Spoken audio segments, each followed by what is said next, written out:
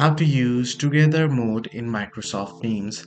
Well, hello everyone, welcome back into the channel. In this video today, let me go and show the steps on how you can use together mode in Microsoft Teams. Well, to use together mode in Microsoft Teams, what you want to do is you want to first join a meeting. Now, however, before joining a meeting, after joining a meeting, you also want to make sure that you have joined the meeting with at least 5 or more participants. So the minimum number of participants required is 5, right?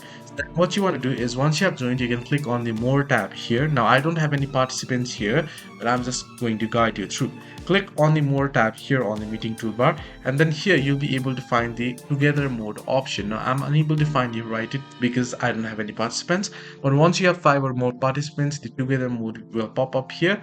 Choose a scene and then click apply. If the option is grayed out, make sure you have at least 5 participants with the cameras on.